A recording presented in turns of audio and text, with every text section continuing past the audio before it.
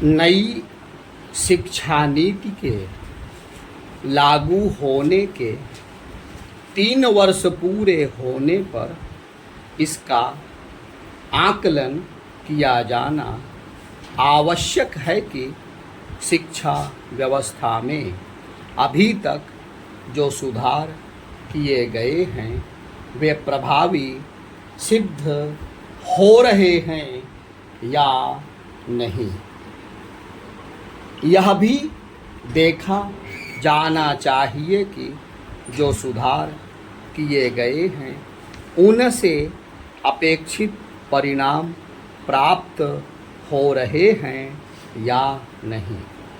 इसी तरह इस पर भी ध्यान देने की आवश्यकता है कि देश भर के शिक्षा संस्थान नई शिक्षा नीति के प्राविधानों को गंभीरता के साथ लागू कर रहे हैं या नहीं। यह समीक्षा इसलिए की जानी चाहिए क्योंकि इससे ही नई शिक्षा नीति के उद्देश्यों को समय रहते हासिल करने में सफलता मिलेगी।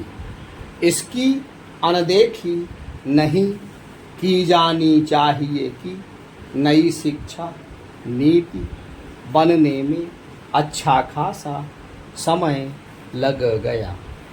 सरकार का यह दावा सही हो सकता है कि नई शिक्षा नीति से जुड़ी 80% अनुशंसाओं पर आगे बढ़ा गया है, लेकिन प्रश्न यह है कि क्या इन अनुशंसाओं पर सही तरह अमल भी हो पा रहा है।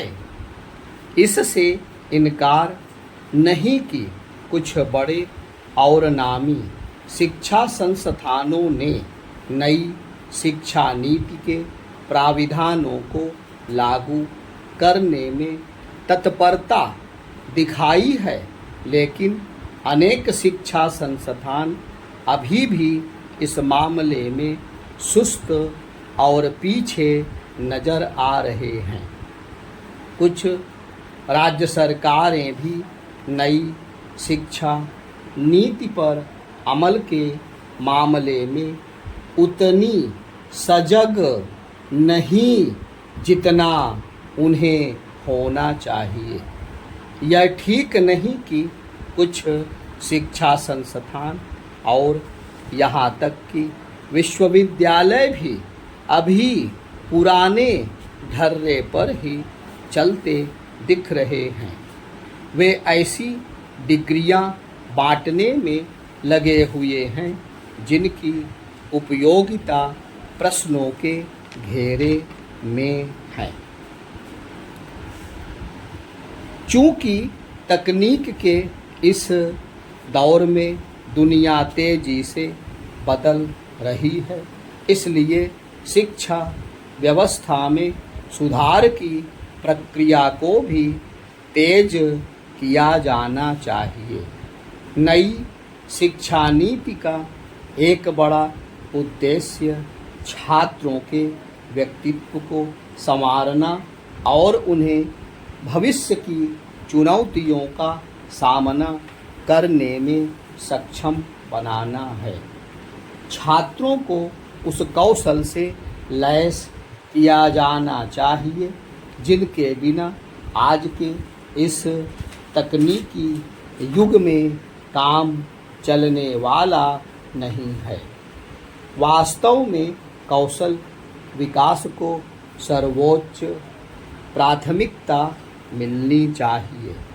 आवश्यकता केवल इसकी ही नहीं है कि पठन पाठन की गुणवत्ता को बेहतर बनाया जाए, बल्कि इसकी भी है कि शिक्षकों को इस तरह प्रशिक्षित किया जाए जिससे वे उन अपेक्षाओं पर खरे उतर सकें जो नई शिक्षा नीति के माध्यम से की गई हैं। छात्रों की मानसिकता के साथ शिक्षकों के चिंतन में भी बदलाव आना समय की मांग है। यह भी समझा जाना चाहिए कि प्राथमिक से लेकर उच्च शिक्षा व्यवस्था तमाम समस्याओं से दो चार है।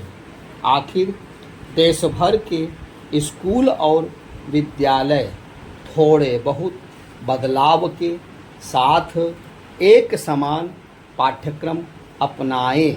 इसके लिए ठोस उपाय क्यों नहीं किए जा रहे हैं। निसंदेह पाठ्यक्रम में बदलाव को भी प्राथमिकता दी जानी चाहिए, क्योंकि कायदे से तो अब तक यह काम हो जाना चाहिए था।